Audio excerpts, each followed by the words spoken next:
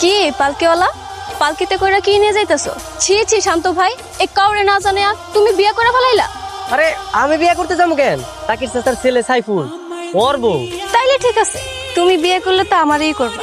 তোমারে করতে যাবো কেন? আর আমি তোমারে কইছি না আমি তোমারে ভালোবাসি।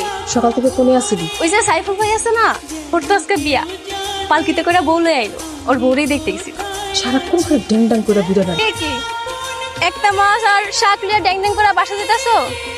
রান্না করতে যে তেল রসুন আদা মরিচ এগুলো তো নাও নাই। এই বউয়ের মতো তুমি আমার ঝাড়ি দিতেছো কেন? হ্যাঁ, তোমার হবু বউ হিসাবে আমার একটা দায়িত্ব আছে না? এই পালকি শোনো, তুমি যদি প্রতিদিন আমার এভাবে বিরক্ত করো, তোমার বাবার কাছে কিন্তু আমি সব কই দিব। কও না কও, আমি তো এটাই চাই। এমনি কেউ শিখলাই? দিলাম ওনাতে কি করবো? হ্যাঁ, আমি তো ভাবছি ভুল রেড করে যে তুমি আমার বাসায় আইছো, কেউ যদি দেখে ফেলায়। দেখলে দেখো, তাতে আমার কি?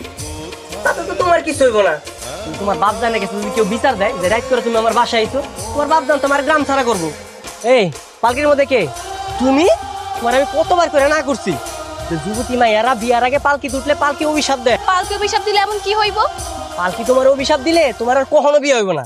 এই লাগেই তো কইতাছে, পালকে অভিশাপ দেওয়ার আগেই তুমি আমার বিয়া করে দাও। আরে আল্লাহ, এই তুমি কখন বুঝবা কত?